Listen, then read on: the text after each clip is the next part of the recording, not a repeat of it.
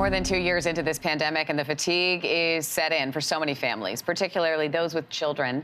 This morning, we are taking a deeper look at how isolation and all the uncertainty is impacting our children and what parents and caregivers can do to help boost their moods and their morale. To do that, we are joined by child development and parenting coach Caron Irwin. Nice to see you again. Good morning.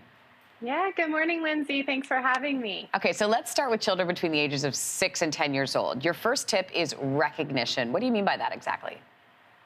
So when our children have a positive sense of self or a higher self-esteem, this helps them cope better during times that are difficult. And one great way to boost children's self-esteem is to recognize their positive behaviors and the good that they do in their day-to-day life. And, often I think that we as parents focus a bit more on those difficult or challenging behaviors because, usually they're the more time consuming ones. Yeah. But if we can also make sure we focus on the good, that's going to help. And a great way to do this is using something called a gotcha jar, which is basically having a tool in your home where you have something that catches the good. So you can, say, thanks so much for helping your brother put their shoes on this morning. And just let your child know that you're recognizing the positive that they do in their days. I love that. It's just such a great idea. And it's a visual representation, too, so they can really see how much gotcha they get. They're filling it up. Exactly. Yeah. You also say it's important for caregivers or parents to model the range of emotions. Why is that so important?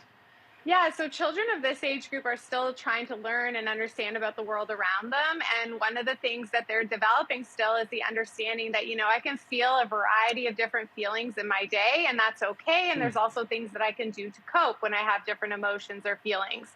Parents are their kids' best teachers. And so I think that us as parents modeling the range of emotions that we have and expressing those, saying, today I had a hard day. And then following up on like what maybe we did to help support ourselves through that hard day helps normalize for our kids that, you can feel good and bad in your day-to-day life and that's okay. And there's things that you can do to help yourself cope. Show them what's going on, truly. Let's talk about tweens and teens, that category. A sense of purpose, you say, is really important for this age group. So how can we help with that? Yeah, so during this sort of stage of development, tweens and teens are starting to develop their identity and their role in the world and really what their purpose is. And unfortunately, due to the pandemic, lots of the tools that kids or teens or tweens had to help support this are not there.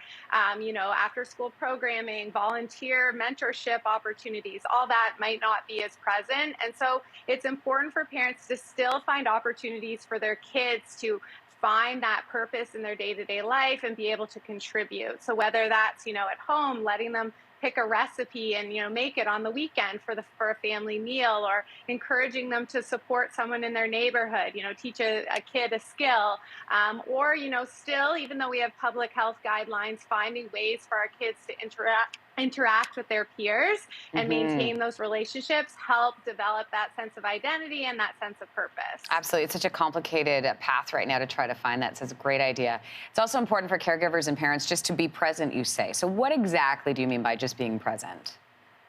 Yeah, so we often think that tweens and teens don't want their parents around because, sometimes they put off that aura.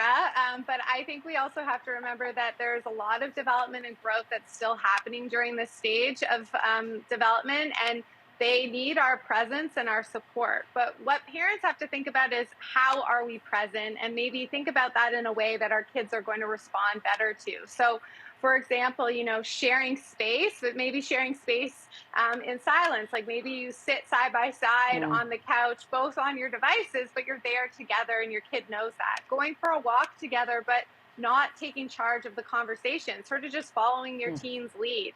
Also doing things that your kids resonate with, like our kids are on devices, we know that. So maybe sending a message or a video or a picture and just saying like, I'm thinking of you, that lets your kid know that you're there and that presence is going to help them if they need you to know that you're going to be available to help them. Makes a whole lot of sense. Great to see you as always, Caron. Thanks for the tips. Yeah, thanks so much for having me. All right, take care. Hey, thanks for watching. If you liked this, be sure to subscribe here, or you can check out more Your Morning videos right here.